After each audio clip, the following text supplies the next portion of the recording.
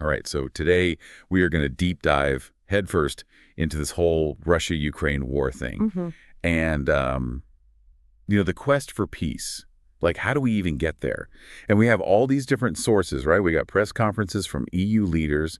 We've got Zelenskyy himself. There's statements from Trump. And then, of course, like always, we have some really smart analysis about what's standing in the way of everybody just getting along. It's a really fascinating mix. It is. I mean, you can almost feel the tension, between these different players. And it seems like everybody has their own idea of what a just peace would even look like. Yeah, it's like we're all trying to work on this puzzle, but everyone has different pieces, and nobody even knows what the final picture is supposed to look like. Exactly, yeah. And everyone's watching this so closely, especially those countries that used to be, under Russia's control. Like if we look at how the EU has responded, those sanctions against Russia are pretty serious, wouldn't you say? Yeah, for sure. Big stick. Yeah, but they've made it clear that they are not going to back down until Russia makes some serious moves towards a peace that's actually fair and will actually last. Yeah, that makes sense, especially when you consider, like, you think about countries like Estonia and Lithuania. Right on Russia's doorstep. Right. Yeah. They are, like, right there.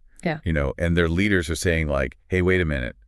If we let Russia just get away with this, it's only going to make them think they can do whatever they want, and then who knows who they'll target next. Yeah, and that's coming from their own experience, right? They know firsthand what happens when Russia's power goes unchecked. So it's just a very different perspective from somebody across the Atlantic. Absolutely. And then, of course, you have Zelenskyy, who's been a total powerhouse throughout this whole thing. Yeah. He's been saying that, real justice is tough to find, especially after all the devastation, all the terrible things that have happened. Yeah, it's interesting, though, isn't it? I mean, the sheer scale of the suffering makes defining justice really complex. I mean, what does true accountability look like in this situation? Yeah, that's a tough one. Trials? I mean, does it require, reparations? Does it require Russia to just, completely back off? I mean, there are no easy answers here. Nope, definitely not. Zelenskyy has also said that even with, all the diplomacy and the back and forth, Ukraine needs help now. Like real concrete support, like keeping the lights on during those blackouts they had last winter.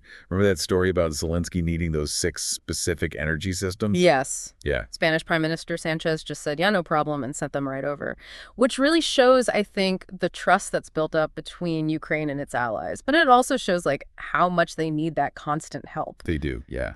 And speaking of help, or maybe the lack of help, that's where the U.S. comes in, and this is where things get a little thorny. You're telling me we've got these mixed signals coming out of the U.S.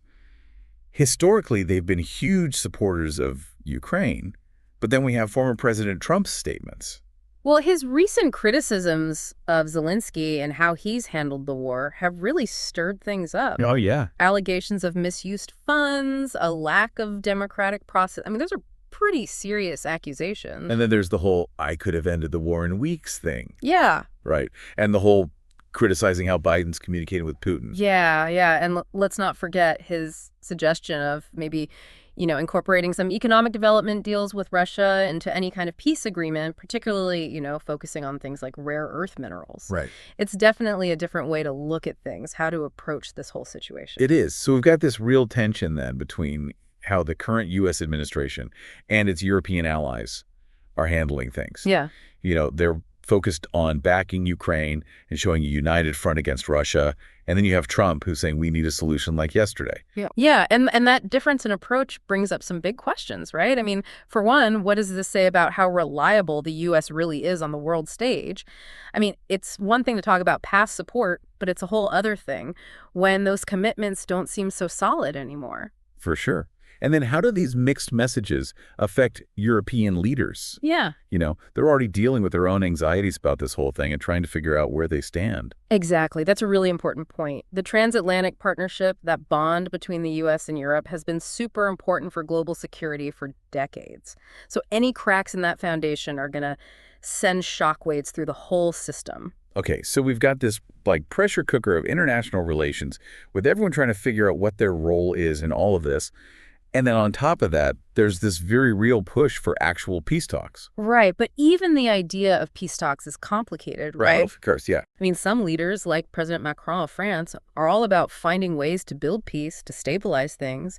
He's even suggesting, some kind of economic cooperation with Russia as part of the deal. But then you have others, like Zelenskyy, who are saying, hold on, we can't just sweep true justice under the rug. Yeah, it's a tricky situation, isn't it? Trying to find that balance between the urgency of peace and the fact that, there needs to be accountability for what's happened. It's hard to see how those two things can even exist together. I mean, Zelenskyy said it himself. Thousands have been killed. Kids have been taken from their families. Entire cities have been destroyed. You can't just ignore that. It's a huge human cost. Oh, absolutely. And that cost, it makes figuring out what a just peace would even look like even harder. I mean, is it even possible to achieve that when the pain is so deep and so many people have been lost? And how do you even measure something like justice in this kind of situation? Zelensky's been pretty clear. He wants to see a tribunal, even after the fighting's over. Like, he's saying the world can't just pretend this never happened and move on. Right, and that brings up the question of what accountability really means on the international stage. Does it mean punishment for the people who are responsible? Does it mean reparations to help Ukraine rebuild? Or is it something else entirely? It's like a question philosophers have been arguing about forever.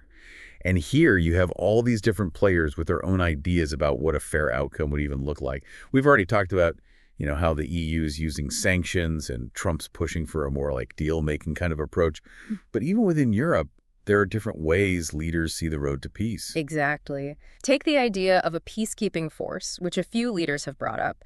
Some see it as absolutely necessary to keep Ukraine safe and make sure a ceasefire holds, but others are more hesitant. They point out that sending troops into an active war zone is a logistical and political nightmare. Like the Danish prime minister, he said he'd be willing to help out with a new Ukrainian brigade, but he wasn't so sure about sending European troops in directly.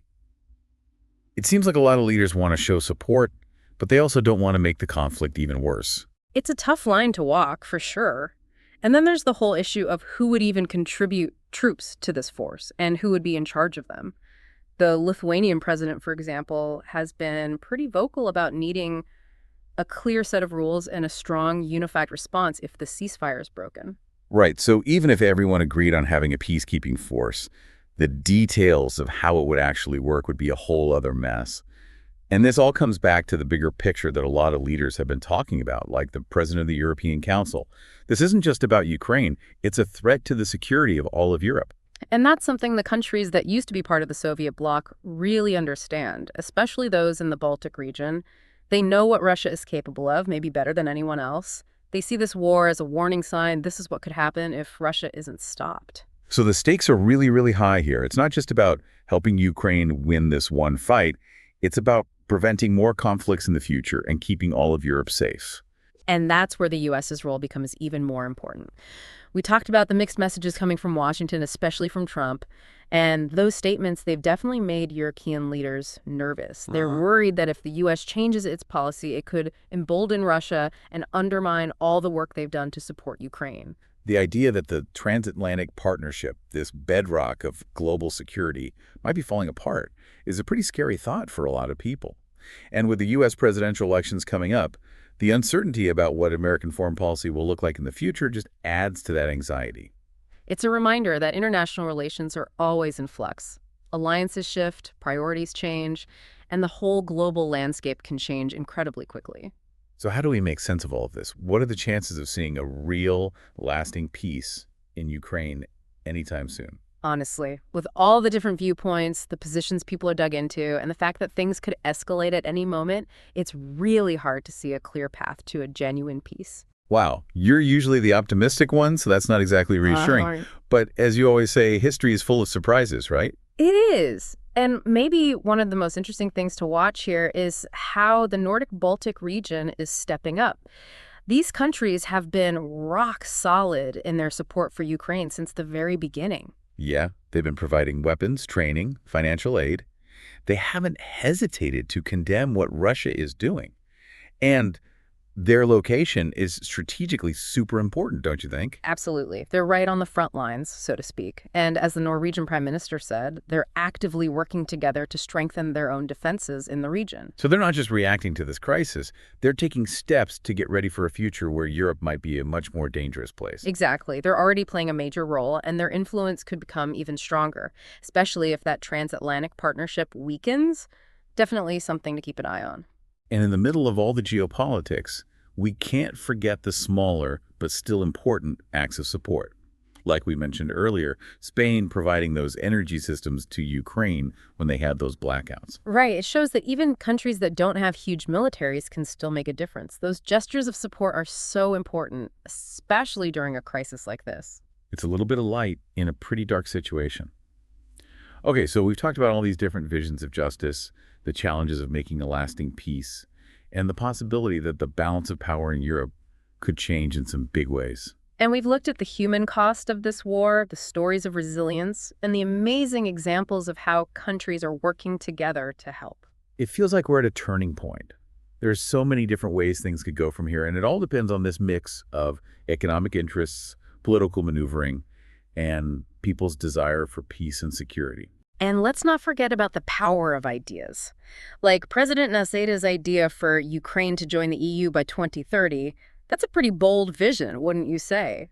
It shows that even in the middle of a terrible crisis, there's still potential for positive change. It's a huge goal, especially with everything Ukraine is going through right now. But it also shows the strength of the Ukrainian people. They're not just trying to survive, they're trying to build a better future for themselves, even with all the chaos around them. Yeah, the fact that they're committed to making changes, even while they're fighting for their lives, is pretty incredible.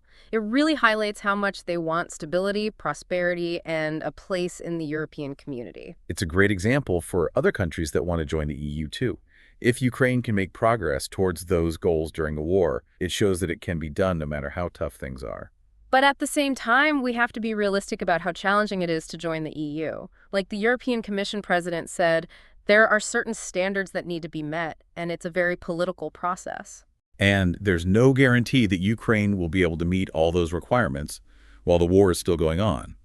The conflict creates so many obstacles, the economy's unstable, there are security concerns, and so on. It makes you wonder, can the EU realistically let in a country that's in the middle of a war, especially one with territory disputes that haven't been settled and all these ongoing security risks? And how would that even affect the EU itself? Would it make the bloc stronger, show that they're united and strong?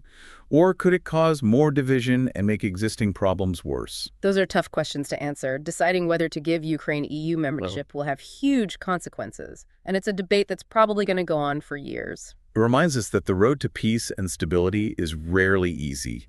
There are going to be setbacks, compromises, and some really, really difficult decisions to make along the way. And those decisions will require wisdom, courage, and a deep understanding of what's at stake, not just for Ukraine, but for the whole region and for the whole world. So as we finish up this deep dive into the Russia-Ukraine war and the search for peace, what are the main things we should keep in mind? Well, first, we have to remember that this conflict isn't over.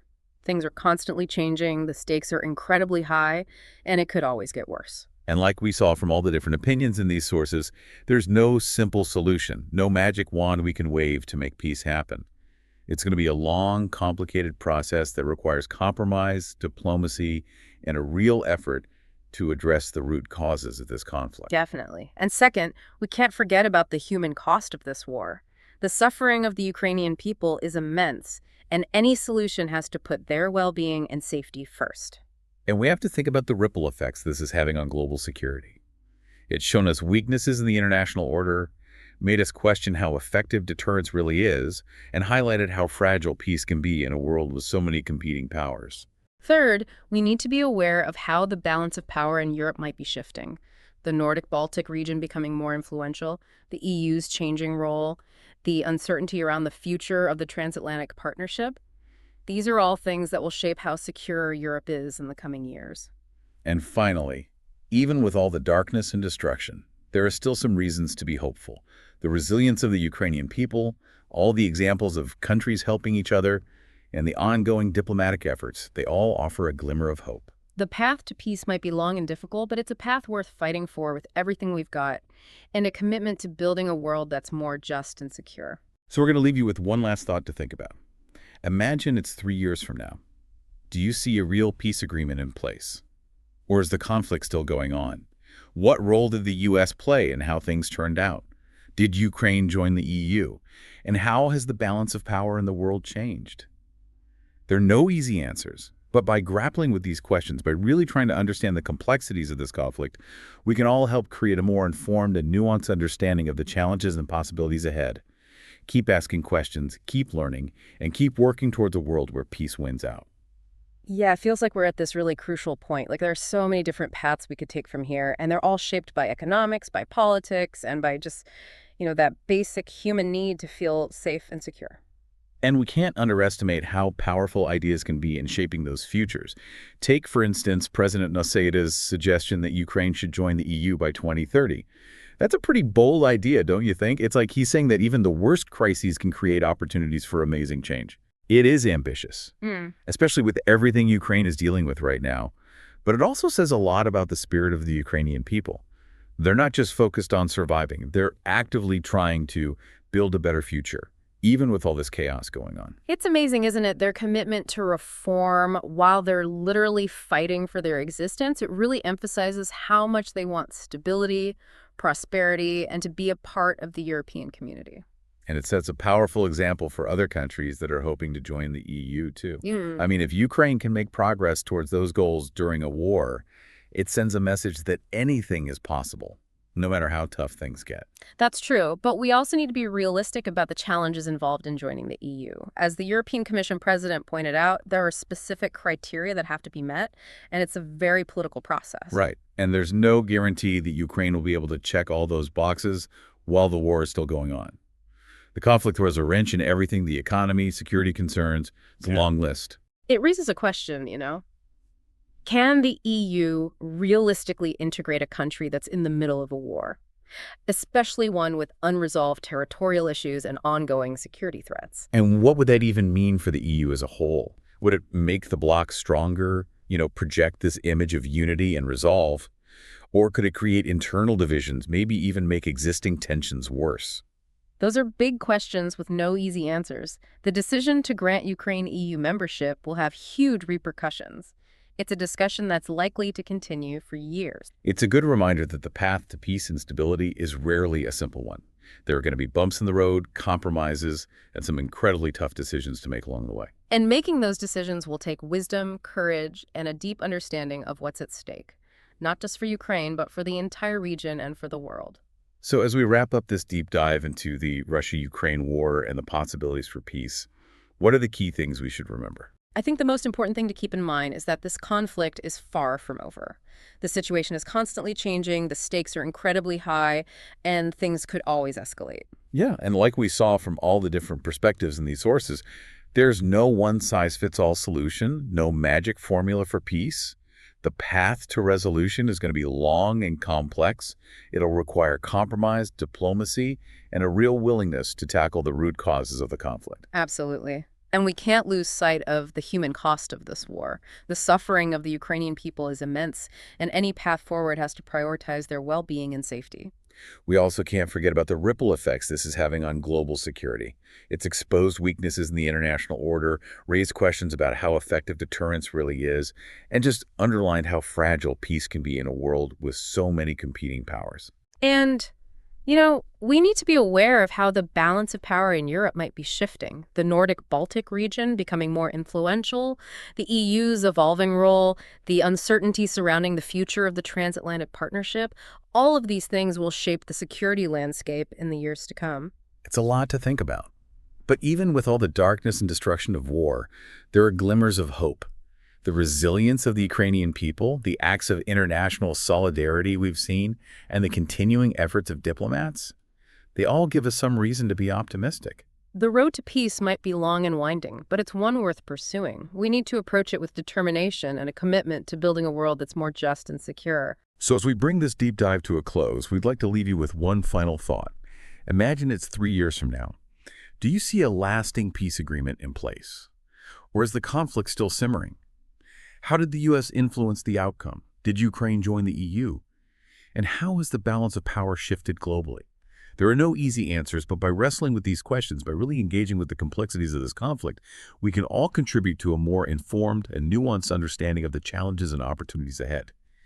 Keep questioning, keep learning, and keep working towards a world where peace prevails.